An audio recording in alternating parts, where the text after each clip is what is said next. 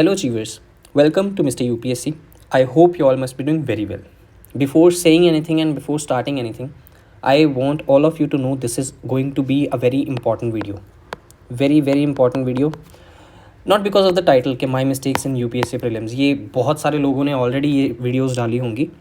But this video is quite unconventional because it is primarily based on, मुझे यहाँ पे लिखने दो, रुको लिख ही देता हूँ, कि दिल्ली के कोचिंग इंस्टीट्यूट से लेके कोटा के कोचिंग इंस्टीट्यूट्स तक, after knowing thousands of students,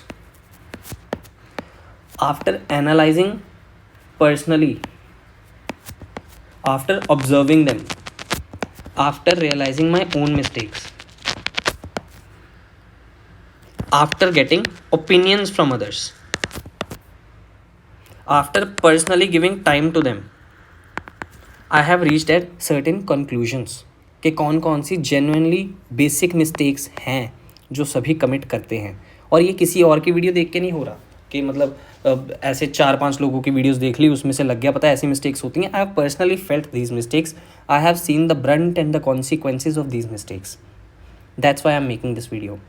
start करते हैं. सबसे पहले which is a very genuine question, before बिना किसी के पूछे मैं बताता हूँ कि मेरा प्रीलिम्स क्लियर नहीं हुआ. Then why I am making this video. सबसे पहले I have seen the mistakes, I have felt its consequences, and let me tell you this very important thing straight and outrightly कि इसके जो consequences होते हैं, not everyone is that powerful कि वो consequences face कर पाएँ. It is genuinely very painful. और इस वीडियो से if any one of you जो देख रहे हैं, if any one person gets learned from any one thing from this video and gets benefited from it, तो यहाँ पे इस वीडियो बनाने का मेरा पर्पस सॉल्व हो जाएगा. कोई एक चीज़ भी अगर सीखने को मिल गई एक बंदे को भी, ठीक है. अब वही बात कि सभी के पास वो इतनी पावर नहीं होती कि सेम कॉन्सिक्वेंसेस को, इतने बुरे कॉन्सिक्वेंसेस को फेस करके सेम एटीट्यूड को मेंटेन करना, परसिस्ट करना या और भी ज़्यादा स्ट्रॉन्ग बनना. इसके लिए या तो आपको बहुत ज़्यादा स्ट्रॉन्ग होना पड़ता है या बहुत बेशरम होना पड़ता है. I am both. Even after failing the prelims, मैं ऐसे फेल होना नहीं बोलता, it is called medal of survival, कि अभी भी मैं ज़िंदा खड़ा हूँ. ज़िंदा मतलब ऐसा नहीं कि कुछ और कर लेता, दैट्स अ स्टूपिडिटी. कि मेरे अंदर कोई गिल्ट नहीं है किसी भी बात का, because I know my preparation was right and nothing can go beyond this. मैं यूपीएससी के बिना रह पाऊँगा, यूपीएससी बिना क्लियर करे मैं बहुत खुशी से रह सकता हूँ, but without this attitude it is not feasible and it is not possible for me to survive even for one day. इस एटीट्यूड के बिना रह ही नहीं पाऊँगा मैं, ठीक है. अब काम की बात पे आते हैं. सम हार्श ट्रुथ्स होंगे जो हो सकता है बुरे लगें. ऑफेंड मत होना, अगर होगे तो उसी वक्त इसे बंद कर देना. वीडियो थोड़ी लंबी हो सकती है, पर अगर कुछ सीखना है, समझाना है तो लंबा होना पड़ेगा, लंबी होनी पड़ेगी वीडियो, ठीक है. And genuinely some of you might be able to write 2025 mains after learning a few important and quite a bit significant things from this video. It can put a lot of prominent contributions to your prelims. Basic चीज़ें होंगी. सबसे पहले दो parts में videos को देखेंगे. Some common mistakes जो सभी कमिट करते हैं और सभी और most of you are vulnerable to commit this. Then my mistakes. अब ये सारी मिस्टेक्स नहीं हैं बिकॉज मैंने अभी प्रीलिम्स अपना एनालाइज नहीं किया. This is only 1-2 those mistakes which I have known कि इसके कारण मेरा प्रीलिम्स रह गया. एंड में एक बोनस टिप होगी, देखते हैं क्या है. ओके, सबसे पहले very basic thing, under scoring the static. देखो, आई हैव ऑलवेज बिलीव्ड, यहाँ पे लिख देता हूँ, under scoring the static and let the current affairs over power your time, brains and efforts. मैं हमेशा कहता हूँ कि स्टैटिक है ना, जो वो स्टैटिक है आपकी अथॉरिटी या पावर. जो PYQs हैं दोज आर द किंग, और जो इनकी रिवीजन है ना, these are the king maker. इससे पावर आएगी, इससे ये किंग हैं, इससे आप किंग बनोगे, मतलब बेसिकली क्लियर होगा आपका एग्ज़ाम. स्टैटिक का ये रोल है. स्टैटिक को प्रोमिनेंस ना देना और करंट अफेयर्स के ऊपर एफर्ट्स डालना, ओवर एफर्ट्स डालना is first mistake. Current affairs ये first point and this is the second point, neglecting the current affairs और over emphasis on current affairs. These two are over linked. Both are interlinked. देखते हैं current affairs की, मैंने बहुत लोगों को देखा है मैगजीन्स करेंगे, कुछ सोर्सेज से, विजन की कर ली, इनसाइट्स की कर ली, शंकर आईएएस की कर ली, कोई भी मैगजीन्स कर ली, ठीक है, दो मैगजीन्स कर ली, एक बहुत है भैया, चलो वो बाद में देखते हैं। अब न्यूज़पेपर कर लिए, न्यूज़पेपर से नोट्स भी बना लिए, जो मैराथन सेशंस आते हैं रिवीजन वाले यूट्यूब पे वो भी देख लिए, 5,000 रुपये के आपने करंट अफेयर्स के मॉड्यूल के कोर्सेज भी खरीद लिए, सब कुछ कर लिया। क्या इतना करंट अफेयर्स को इम्पोर्टेंस देने की ज़रूरत है?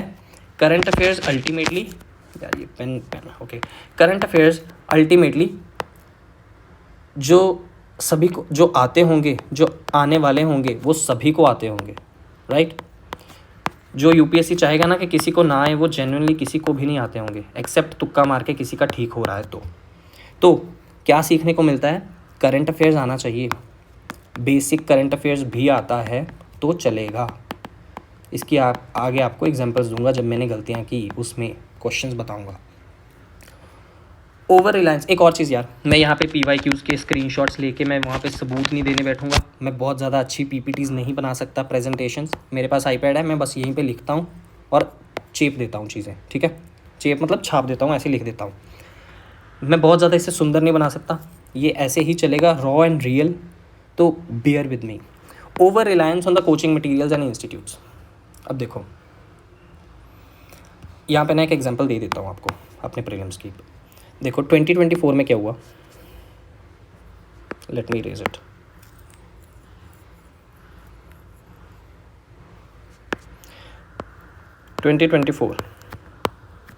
क्वेश्चन आया,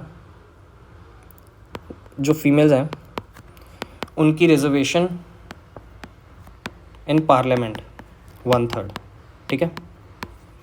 मैंने करंट अफेयर्स किए, अच्छे से किए, एडवांस वाले भी किए, बेसिक भी किए, लेकिन इन एडवांस के चक्कर में ना इस बेसिक की बहुत ज़्यादा रिवीजन, जो अल्टीमेटली चीज़ें याद रहनी चाहिए थी, वो भूल गई। अब ये इंपॉर्टेंट चीज़ है, इंपॉर्टेंट फीमेल वल्नरेबल सेक्शन है, रिजर्वेशन इंपॉर्टेंट पार्ट है, पार्लियामेंट सिलेबस में है, ये तीनों चीज़ें सिलेबस में हैं, इंपॉर्टेंट हैं, PYQs हैं, इसके ऊपर क्वेश्चन एक्सपेक्टेड था।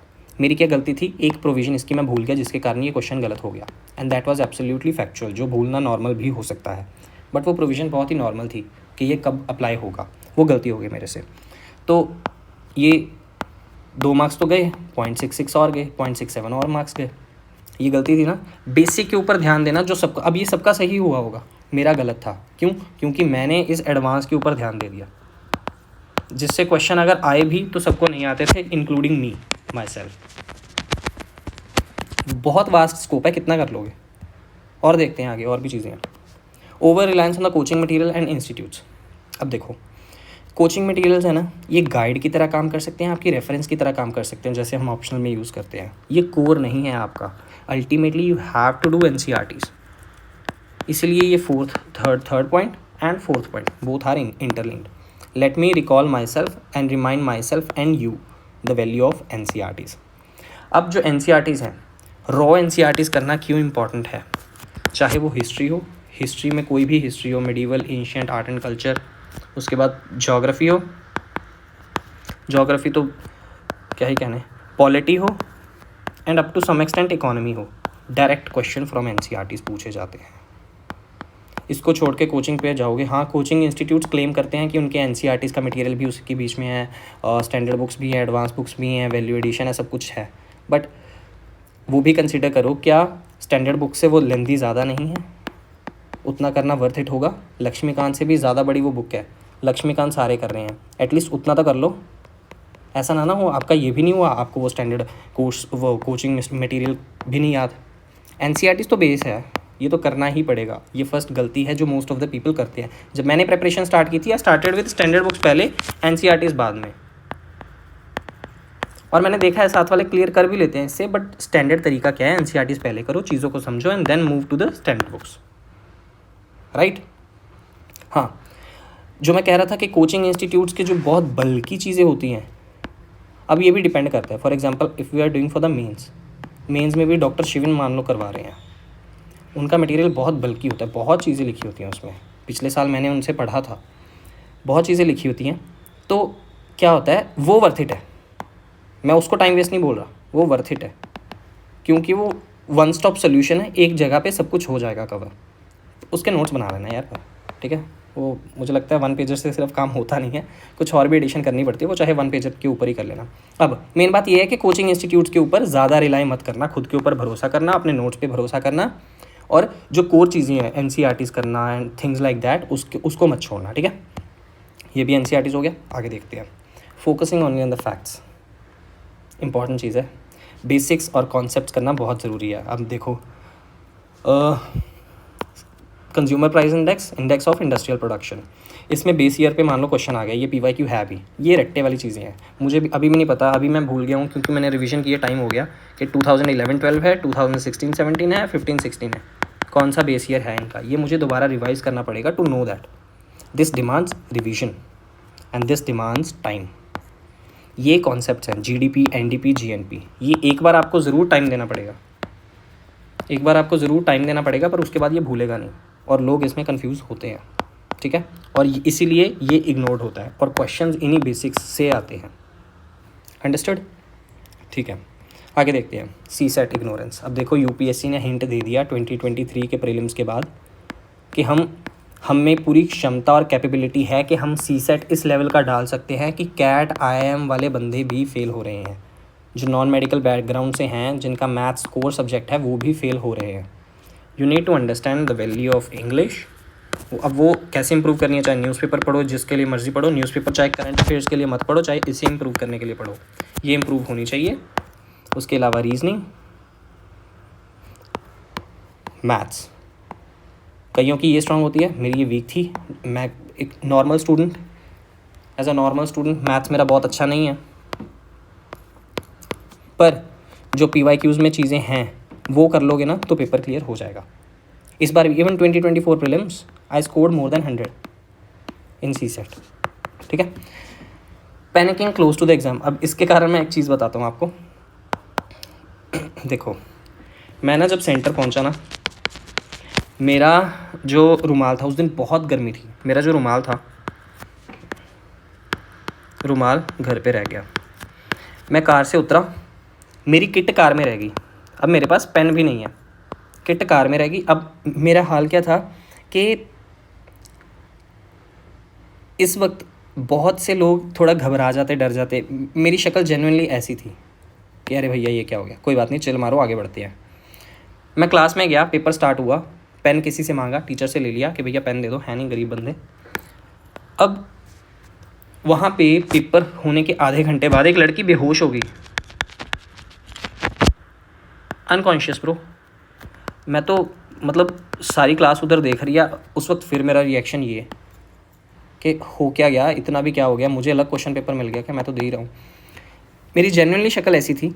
और क्या हुआ, ध्यान जब भटका ना उस पैनिक होने की तरफ कि वो पैनिक हो रही है, और मेरा ध्यान उधर भटका, मैं सोचने लग गया कि यार क्या एग्ज़ाम इतना ज़्यादा डिफ़िकल्ट है क्या, क्योंकि उस वक्त मुझे लग रहा था कि मैं बहुत अच्छा कर रहा हूँ। जेन्युइनली अभी आधा घंटा ही हुआ था, स्टार्टिंग के मेरे सारे क्वेश्चंस ठीक थे, मुझे लगा था बढ़िया एग्ज़ाम जाएगा, और मुझे लगा कि इतना भी क्या करना है, क्या इतना क्या हो गया। और इसी चक्कर में ना मेरे 2 क्वेश्चन गलत हो गए, और 2 क्वेश्चंस कैसे थे मैं आगे जाके बताऊंगा, आप लोग भी मुझे गालियाँ दोगे।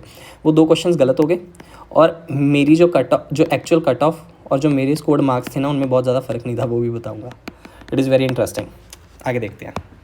तो बेसिकली पैनिक नहीं करना, ये हमें सीखना पड़ेगा कि पैनिक नहीं करना, कुछ भी हो जाए। एटीट्यूड ये होना चाहिए, जो होगा देख लेंगे, चिल मारो। Wrongly doing PYQs। अब ये देखो बहुत कॉमन मिस्टेक। सबसे पहले तो लोग PYQs करते नहीं हैं सारे। जो एक सीरियस एस्पिरेंट है वो PYQ कर लेता है, बट इसका भी एक सही तरीका है। हम क्या एज्यूम कर लेते हैं कि हमें आंसर्स याद होने चाहिए। हम क्या एज्यूम कर लेते हैं कि हमें एक बार अटेम्प्ट किया होना चाहिए पिछले 10 साल के PYQs। ऐसा नहीं है। There is a way, there is a methodology to do it. वो कैसे करना है वो अलग बात है, पर फिर भी मैं मोटा मोटा बता दूं यहाँ पे कि सबसे पहले 2013 से लेके 23-24 तक के जो रॉ पेपर्स हैं ना, एक्चुअल पेपर्स, उसे उठाओ। 23 के जो पहले वाले हैं, वो जो दिशा पब्लिकेशंस की बुक आती है, कोई भी कंपाइलेशन आती है, उससे कर लो। उसके पीछे एक्सप्लेनेशन दी होती है, याद वो करने हैं। 2013 से पहले वाले याद कर लेना, specially as far as history is concern. Environment is concern, जहाँ पे लोकेशंस वगैरह कुछ बात आ जाती है, नेशनल पार्क्स वगैरह की बात आ जाती है, वो चीज़ें याद करनी होती हैं। इसमें ना एनालाइज करना कि क्वेश्चंस किस तरीके के पूछे जाते हैं। फॉर एग्जांपल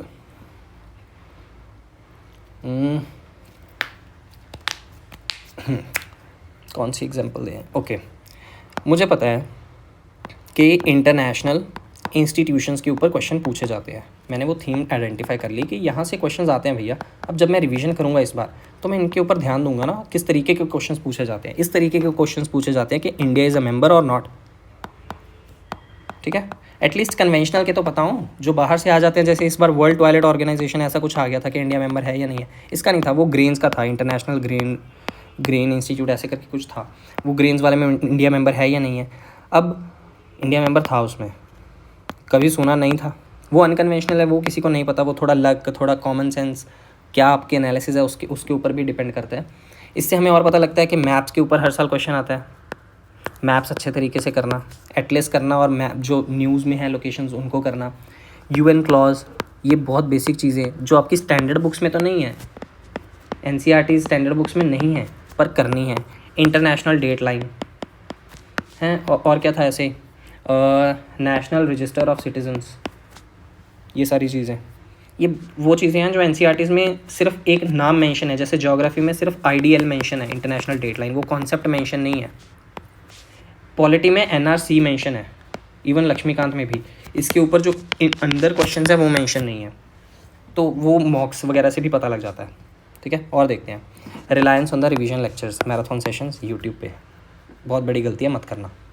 रिवीजन देखो, टॉपर्स की ना स्ट्रैटेजी होती है, टॉपर्स या टॉपर्स तो छोड़ो, मतलब वैसे भी एक अच्छे सीरियस एस्पिरेंट की या किसी भी स्टूडेंट की एक जनरल रिविजनल टेंडेंसी जो होती है, स्टैंडर्ड मेथड जो मैंने देखा है और जो मेरे लिए भी काम किया है, सिंपल, बुक बंद करो, बुक बंद कर ली, आँख बंद करो, रिकॉल करना स्टार्ट कर दो। अब उसे आप एक्टिव रिकॉलिंग का नाम दो, जैसे डॉक्टर शिवन देते हैं, पैसिव रिकॉलिंग, जो मर्जी बोलो, वो रिकॉलिंग ही है। वो चाहे लिख के करो, वो चाहे याद करके करो। स्कूल में भी ऐसे ही करते थे और चीज़ें याद होती थी। अभी भी ऐसा करके देख लो, चीज़ें याद होती हैं। मैं ऐसा ही करता हूँ, जेन्युइनली मुझे चीज़ें याद होती हैं, और इसीलिए प्रीलिम्स में मुझे जो चीज़ें याद आनी थी वो सब याद थी। इसका जेन्युइनली मुझे बेनिफिट हुआ, तो हो सकता है आपको भी हो सकता है, क्या होगा यार, definitely very standard thing to do. Silly mistakes, अब सुनने में कितना बेकार लगता है ना कि यार ए जगह पे फिल करना था, हमने बी में कर दिया। कौन पागल ऐसा करता है? गलती से हो जाए तो हो जाए। और सिली मिस्टेक्स क्या, करेक्ट देखना है, नॉन करेक्ट हो गया। कितनी स्टूपिड चीज़ लगती है ये सुनने में कि नॉट करेक्ट तुमने पढ़ा ही नहीं, मतलब क्वेश्चन अच्छे से पढ़ा ही नहीं। पर अभी और देखना, इसके बाद दिखाता हूँ। अब ये ना वो चीज़ है, जब मेरा प्रीलिम्स फेल हुआ ना, मैंने जब आपके आंसर की मैच की, मुझे लगा कि डेफिनेटली श्योर तो मैं नहीं हूँ कि मेरा हो रहा है, मैं बॉर्डर लाइन पे हूँ। मेरा जब नहीं हुआ ना academically what is required to prelims, ये मैंने ये चाहे यहाँ पे हो, हाँ ये दिख रहा है एक अलूज़र, ये मैंने अपना नाम यहाँ पे लिखा था और उसके बाद लिखा था अलूज़र। क्यों? Sorry for that, let me put it on silent. Okay, अब अलूज़र, इसमें मैंने बहुत सारी चीज़ें लिखी थी। एक जो चीज़ आपके काम की है वो ये है, what is academically required to clear the prelims. Complete static, आपका स्टैटिक होना चाहिए। क्या मैंने वो किया था? ये वो चीज़ें हैं जो चाहिए, और जो ये पिंक में चीज़ें हैं वो ये है कि जो मैंने की थी। स्टैटिक कंप्लीट करो। Have I done it? I did it religiously. ये मैंने स्पेशल उस दिन लिखा कि it helped me in the exam, I solved some unconventional questions. Basic current affairs चाहिए होता, मैंने एडवांस भी किया था, हाँ उसके कारण मेरे गलत भी हुए बेसिक वाले। तो ये एक इंपॉर्टेंट लर्निंग है कि बहुत ज़्यादा इसके पीछे भागने की ज़रूरत नहीं है, इतना करोगे तो इनफ है। एक मैगज़ीन कर लो, बहुत है। न्यूज़पेपर कर रहे हो, ठीक है, गुड है, मैं नहीं करता था। PYQs सारे किए थे। MCQ एप्टीट्यूड इसी से डेवलप होता है। हमें पता है कि यार वो अंडरस्टैंड UPSC पे उन्होंने चलाया था जो PYQs के ऊपर, दैट जेन्युइनली हेल्प्ड मी यार, वो चीज़ें सीखने वाली थी वो। Many of you might be knowing this. MCQ aptitude क्या है, उनकी मैट सीरीज़ भी थी सत्यम जैन सर की, ठीक है। CSAT, CSAT मेरा तो क्लियर था, मेरी इंग्लिश और वो रीजनिंग वगैरह ठीक थी, तो क्लियर कर लिया। अब इस सब के बाद भी ना, और ये चीज़ें वो थी जो मैंने कर ली, सॉलिट्यूड, इंटेलिजेंस, वो सब ठीक है, इंटेलिजेंस आई डोंट नो, मतलब ये सब चीज़ें चाहिए थी और ये मैंने उस वक्त लिखी थी। तो इसलिए मुझे कोई गिल्ट नहीं है, क्योंकि ये सारी चीज़ें मैंने डेवलप की थी और इसने मुझे हेल्प भी किया एक्चुअली। अब मेरी मिस्टेक्स क्या थी, मैंने बोला ना सिली मिस्टेक्स। अब देखना, अब गाली दोगे आप मुझे। सिली मिस्टेक्स 6 ऐसे क्वेश्चंस थे जो मैंने गलत मार्क किए, जो नहीं होने चाहिए थे।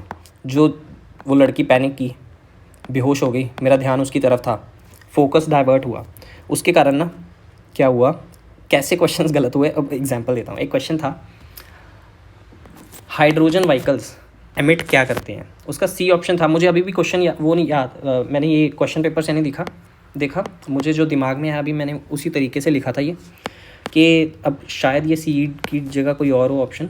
पर सबसे पहले ऑप्शन आई थी वाटर वेपर से पहले ऑप्शन आई थी ऑक्सीजन, कि हाइड्रोजन व्हीकल एमिट्स ऑक्सीजन और वाटर वेपर। मैंने सी ऑप्शन पे देखा कि वो ऑक्सीजन है, मैंने ये टिक कर दिया, मैं नीचे डी तक गया ही नहीं, और पढ़ा भी होगा तो मैं इसी पे था। अब कोई व्हीकल कैसे ऑक्सीजन एमिट कर सकता है, कितना लॉजिकली आई डिड ब्लंडर। मेरा ध्यान कहाँ पे था, मेरा ध्यान उस तरफ था कि सभी उस लड़की को संभाल रहे हैं, लड़की बेहोश हो गई यूपीएससी के पेपर में। क्या चल रहा है भाई, दिमाग ख़राब एकदम।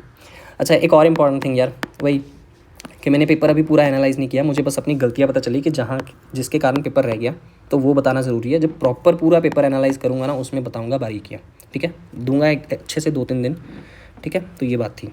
अब 6 सच क्वेश्चंस गलत हुए जो आते थे। 6 सच questions mean 16 marks. 6 × 2 12 marks plus जो 4 नेगेटिव गए, 16 मार्क्स। अब मेरा स्कोर जो बन रहा था टेस्ट उसके मॉक्स उसके अकॉर्डिंग, आंसर कीज़ के अकॉर्डिंग 89 से 92 93 के बीच में वेरी कर रहा था। Expected cut off is 96 to 98, इसके आसपास ही थी, 100 तो नहीं गई। 3 से लेके कुछ 5-6 नंबर, ज़्यादा से ज़्यादा 89 98 9 नंबर का फ़र्क होगा।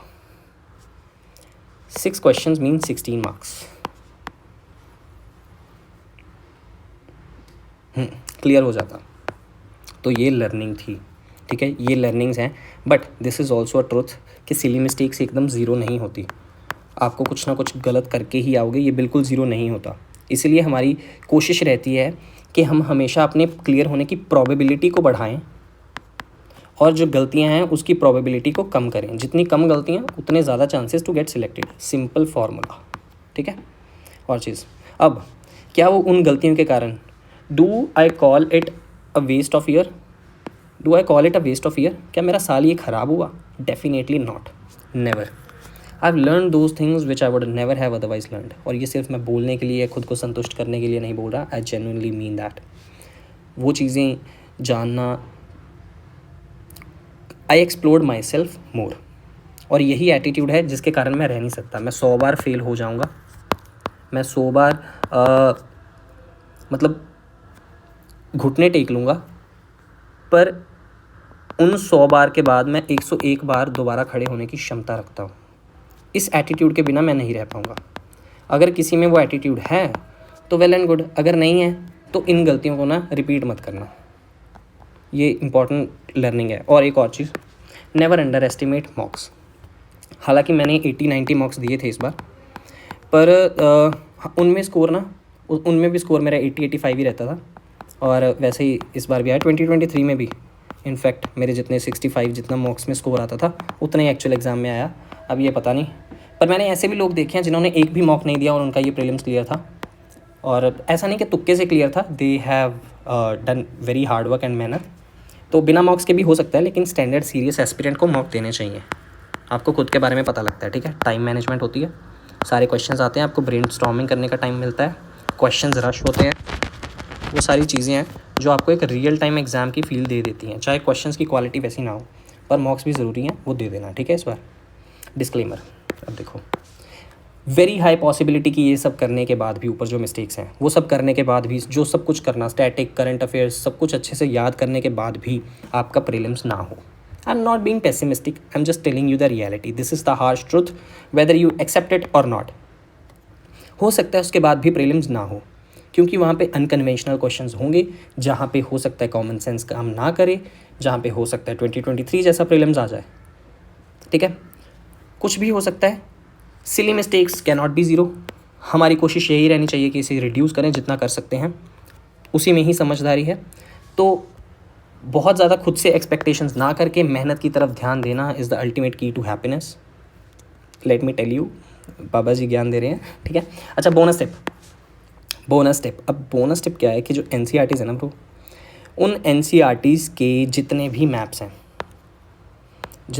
मैप्स हैं, चाहे वो किसी भी एन में, चाहे वो साइकोलॉजी की एन में भी क्यों ना हो, साइकोलॉजी की एन में तो है क्या साइकोलॉजी की एन आई डोंट नो, पता नहीं, होगी यार साइकोलॉजी की एन भी तो होगी, उसमें तो ब्रेन्स वगैरह कुछ होंगे ना, वो तो चलो काम के नहीं है, जो सब्जेक्ट में है, फॉर एग्जांपल हिस्ट्री वगैरह है, मैप्स मत छोड़ना, चाहे वो ज्योग्राफी है, मैप्स मत छोड़ना। डायरेक्ट मैप्स में से क्वेश्चन आते हैं, डायरेक्ट जो साइड में बॉक्सेस हैं उसमें से क्वेश्चन आते हैं, बॉक्सेस तो बहुत कॉमन है, बहुत लोग बोलते हैं, लेकिन मैप्स के अलावा डायग्राम्स में से भी क्वेश्चन आते हैं। फॉर एग्जांपल ज्योग्राफी में वो एज पिरामिड है, उसका डायग्राम है, वो मैप तो नहीं है लेकिन वो डायग्राम है, वो डायग्राम कर लेना, ठीक है। उसके अलावा और कौन सा है, हाँ, ज्योग्राफी में जो रिवर पैटर्न्स हैं उनके डायग्राम्स है, फॉर एग्जांपल ट्रेलिस के बारे में बताया। सिमिलरली ह्यूमन ज्योग्राफी में क्लस्टर्ड, सेमी क्लस्टर्ड, हैम्फर्ड सेटलमेंट्स, उनके ऊपर वो सब डायग्राम्स टाइप हैं, चार्ट वगैरह बने हुए हैं, वो चार्ट याद कर लेना। मैप्स मत छोड़ना, इनमें से 1-2 क्वेश्चंस फंस जाएंगे और 2-4 नंबर बन जाएंगे, और 2-4 नंबर की कीमत तुम क्या जानो रमेश बाबू, कहाँ पे गया ये देखो, ठीक है। तो चिल मारो यार, यही था, और कुछ बहुत ज़्यादा और लगेगा तो मैं बताऊंगा जब मैं प्रॉपर अपना पेपर और ज़्यादा एनालाइज कर लूँगा। और these are the actual mistakes which students are committing. अगर आपका फर्स्ट अटैम्प्ट होगा तो इन चीज़ों के ऊपर ध्यान रख लेना, you will definitely get an edge over others. Thank you achievers for listening to me, and signing off your co host, bye, see you, all the best, Tata.